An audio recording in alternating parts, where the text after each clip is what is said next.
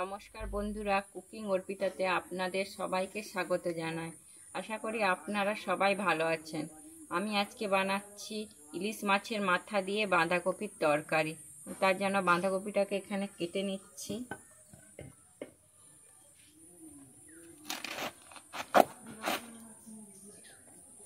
এখানে বাঁধাকপিটা যত সরু সরু কাটবো তত তরকারিটা ভালো হবে।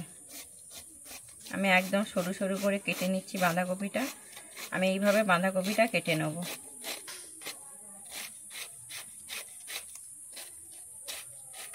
কপি কাটা হয়ে গেল।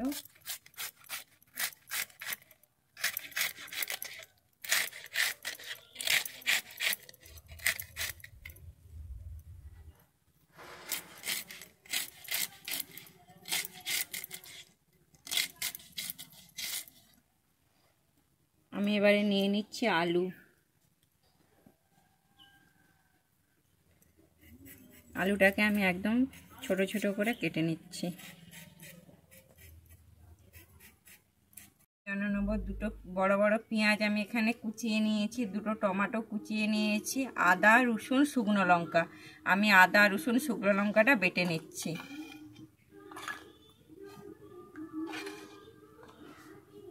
আমি রসুন আদাটা বেটে নিচ্ছি, তারপরে শুকনো লঙ্কাটা বেটে নেব।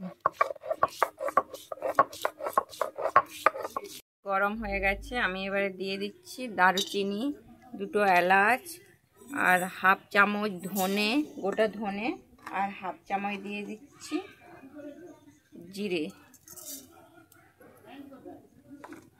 দিয়ে আমি ভালোভাবে এটাকে ভেজে নিচ্ছি।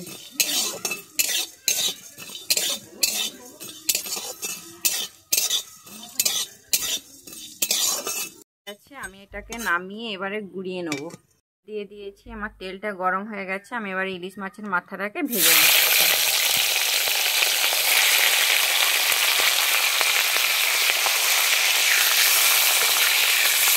আমি এখানে বেশি ভাজবো না, হালকা করেই ভেজে নেব।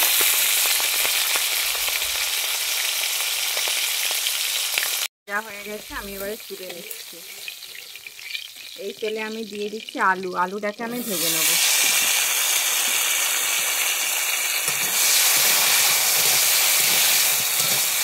আলুটাকে আমি ভালোভাবে ভেজে নিচ্ছি।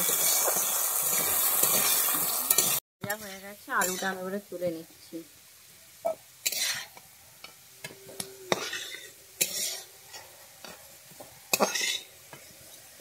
এবারে আমি দিয়ে দিচ্ছি দুটো তেজপাতা আর দুটো শুকনো লঙ্কা, দিয়ে একটু নেড়ে নিচ্ছি। দিয়ে এবারে আমি দিয়ে দিচ্ছি গোটা জিরে। আমার হয়ে গেছে, আমি এবারে পেঁয়াজটা দিয়ে দিচ্ছি। আমি যে কুচিয়ে রাখা পেঁয়াজটাকে দিয়ে দিচ্ছি।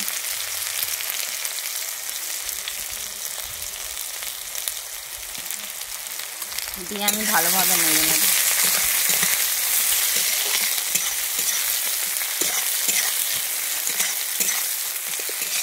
পেঁয়াজের মধ্যে আমি একটুখানি চিনি দিয়ে দিচ্ছি, যাতে পেঁয়াজটা ব্রাউন কালার হয়ে যাবে।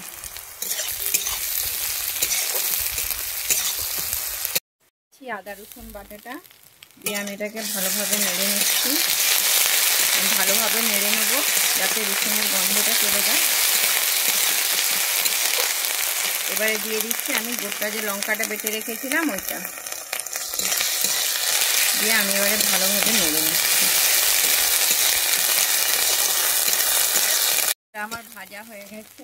এবারে আমি দিয়ে দিচ্ছি এখানে একটুখানি কাশ্মীরি লঙ্কার গুঁড়ো। এবারে টমেটোটা দিয়ে দিচ্ছি। টমেটোটা দিয়ে আমি ভালোভাবে নেড়ে নিচ্ছি। আর একটুখানি দিয়ে দিচ্ছি সামান্য জল। আমি এইভাবে এবার নাড়তে থাকবো। হয়ে গেছে, মশলা থেকে তেল ছেড়ে দিয়েছে, মশলাটা হয়ে গেছে। এবারে আমি দিয়ে দিচ্ছি কেটে রাখা বাঁধাকপিটা।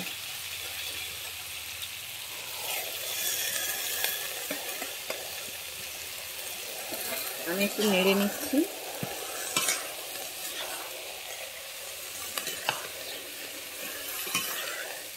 এবারে আমি দিয়ে দিচ্ছি নুন, পরিমাণ মতো নুন দিয়ে দিচ্ছি, আর একটু দিয়ে দিচ্ছি হলুদ। দিয়ে আমি এটাকে ভালোভাবে নেড়ে নেব।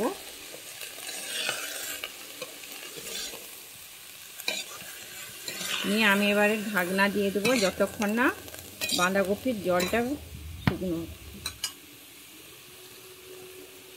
আমি এবার এখানে ঢাকনা দিয়ে দিচ্ছি, আর বাঁধাকপি থেকে জল বেরিয়ে আসবে। ঢাকনাটা খুলে নিচ্ছি, নিয়ে যে দেখছি জলটা খুব সুন্দর শুকিয়ে গেছে। এবারে আমি দিয়ে দিচ্ছি এখানে যে ভেজে রাখা আলুটা, আমি ওইটা দিয়ে দিলাম।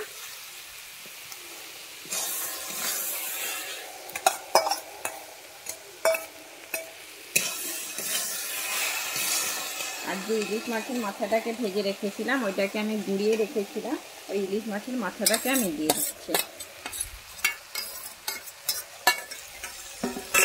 দিয়ে আমি ভালোভাবে নেড়ে নেব।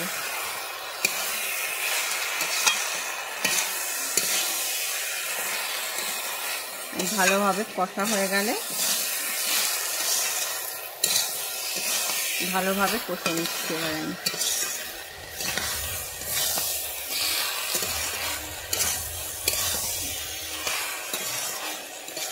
আমার এখানে কষা হয়ে গেছে, আমি এবারে দিয়ে দিচ্ছি পরিমাণ মতো জল।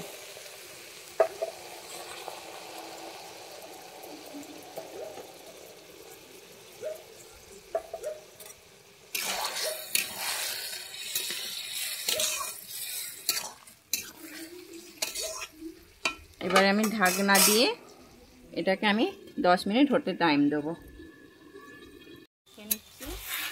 আমি যে জলটা দিয়েছিলাম, জলটা পুরো ধরে গেছে আমার এখানে। এবারে ভালোভাবে নেড়ে নিচ্ছি। এবারে আমি দিয়ে দিচ্ছি আমি যে ভেজে রেখেছিলাম যে গোটা গরম মশলাটা, আমি এর মধ্যে গুঁড়িয়ে নিয়েছি। এবারে আমি এর মধ্যে দিয়ে দিচ্ছি, দিয়ে আমি এবারে ভালোভাবে এটাকে নেড়ে নিচ্ছি।